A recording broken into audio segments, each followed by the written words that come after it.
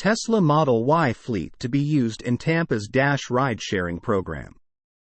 The Tampa Downtown Partnership has announced plans to hire driver ambassadors for its upcoming downtown area Shared Hubs Dash program. The program will include the use of Tesla Model Y crossovers for ride-sharing purposes. The program is expected to start in October, and it is poised to offer low-cost rides to passengers. The Dash program is also expected to connect over 20 different hubs in the downtown area.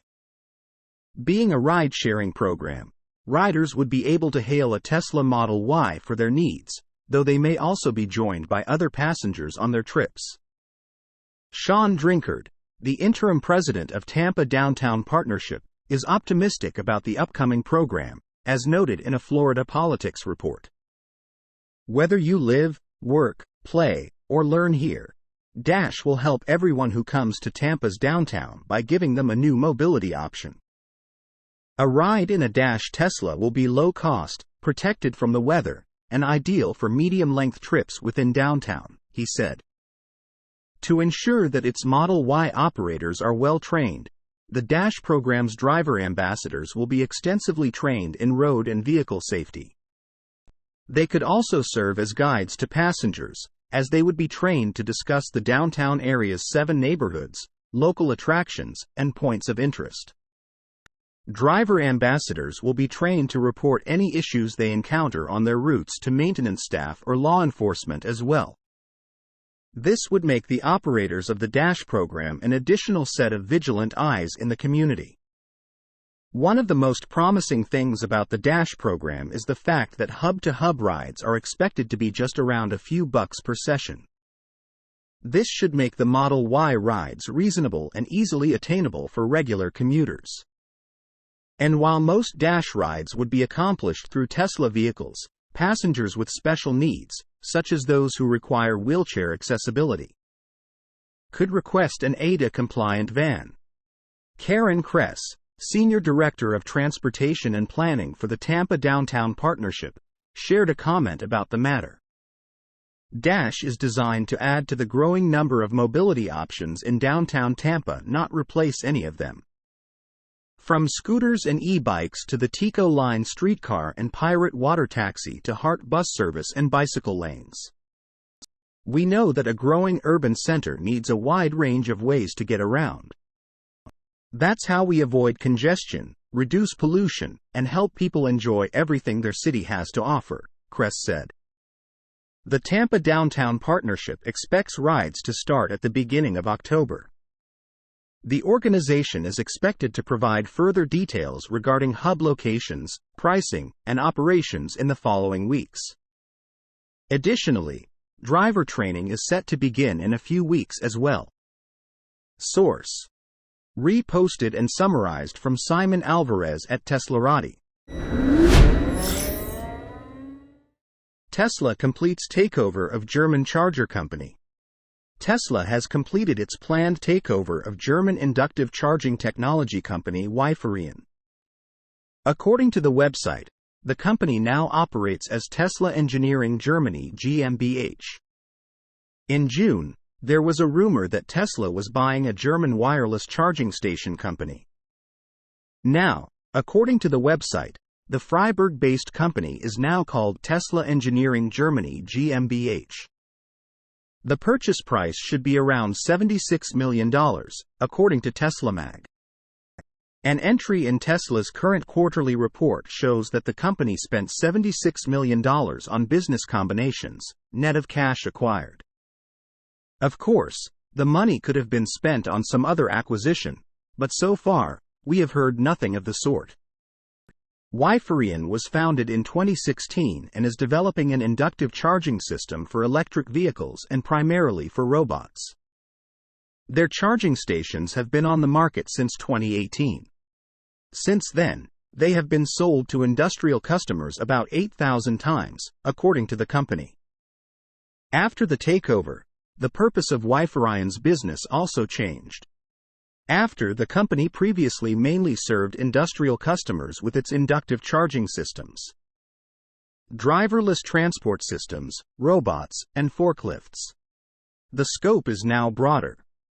According to the Tesla Engineering Germany GmbH trade register entry, it develops, manufactures, and sells products and services in the field of power electronics and other technical disciplines in support of the development of electric vehicles and stationary energy storage systems and devices for energy production, including solar modules, solar electrical systems and/or other solar energy conversion technologies, and generally from all other energy generation systems, related products and related parts.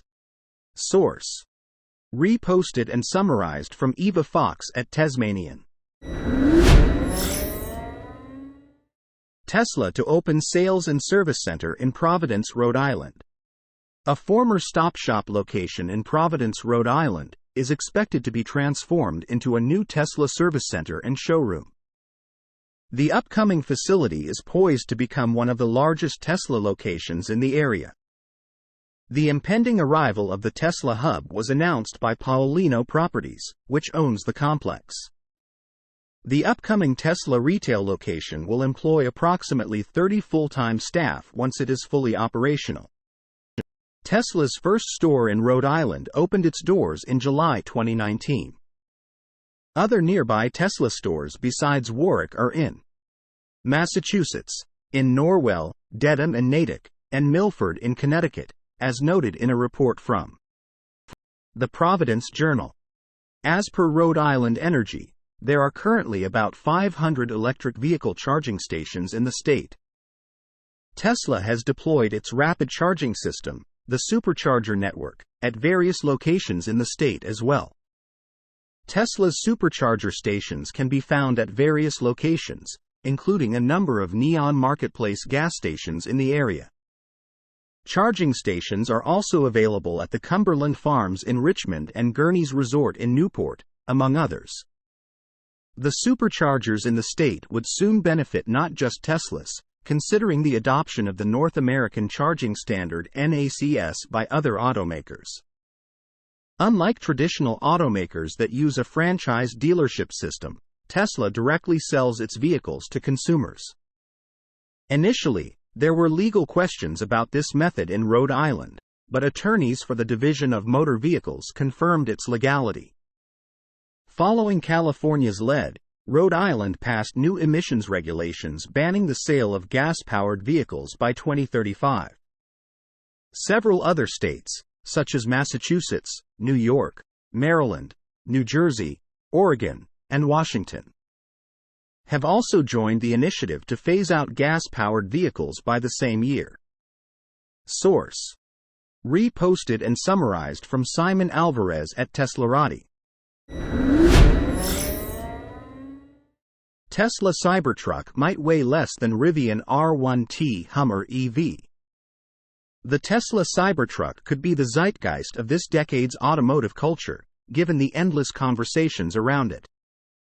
With limited official information available, car spotters, drone operators, and media and industry experts have several predictions about the electric truck. In a new Monroe Live episode, teardown specialists Sandy Monroe and Corey Steuben speculate about the Tesla Cybertruck based on factory images, spy shots, and their prior experience with Model 3 and Model Y teardowns. One of their predictions is that the Cybertruck might weigh less than the Rivian R1T and the Hummer EV. The experts reason that the Cybertruck's multiple gigacastings, including a single-piece front underbody gigacasting, and 2 gigacastings in the side and the rear, could save more weight compared to other electric trucks. The Tesla appears to have a unibody construction, while the Hummer and the Rivian have a ladder frame chassis, which generally weighs more. You have no frame, no mating interfaces. You also have an efficient structural battery pack, said Steuben in the video. The Cybertruck could weigh no less than 6,000 pounds for tax purposes, he added. The R1T has a gross vehicle weight rating (GVWR) of 8,532 pounds, while the Hummer reportedly tips scales at over 9,000 pounds. They say that the Tesla could be comparatively lighter.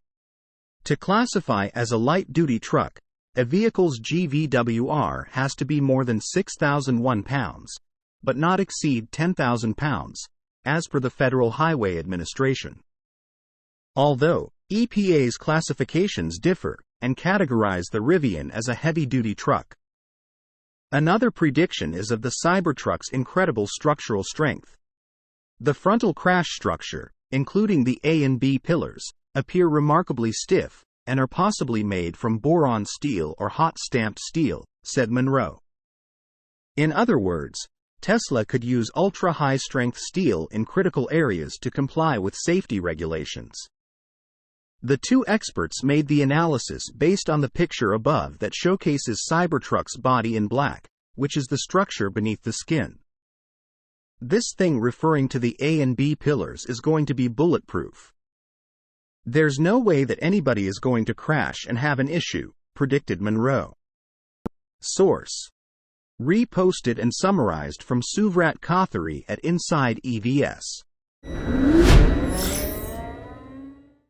Tesla China sees 10,600 insurance registrations in July's fourth week.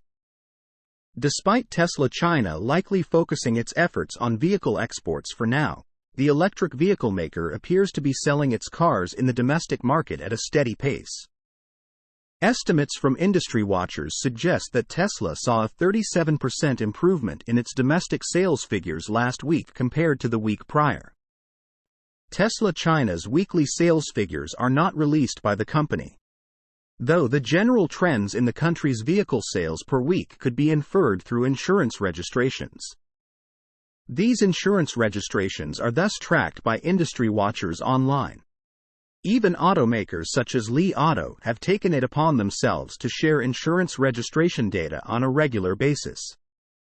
As per Li Auto's recent report, which was posted by the automaker on Weibo, Tesla China saw 10,600 registrations in the week ending July 30th. Such numbers represent a 37.66% improvement from the 7,700 units that were registered in the previous week. With its most recent estimates, Tesla China appears to have sold about 31,300 vehicles domestically from July 1st to July 30th, as tracked by CNEV Post. That's not a bad number at all, considering that Tesla China typically allots the majority of its resources to exports during the first half of a quarter. Considering that July is the first month of Q3, expectations were high that Gigafactory Shanghai would be producing vehicles that are mostly for exports. And when Giga Shanghai is focused on exports, domestic sales typically drop by a notable degree. This does not seem to be happening as much this quarter, as Tesla China still seems to be seeing a pretty healthy number of insurance registrations per week. This bodes well for the electric vehicle maker, especially considering that some buyers of the Model 3 sedan, which is produced locally, are probably holding off on their vehicle purchase due to the impending rollout of the vehicle's Project Highland update. Source: reposted and summarized from Maria Morano at Teslarati.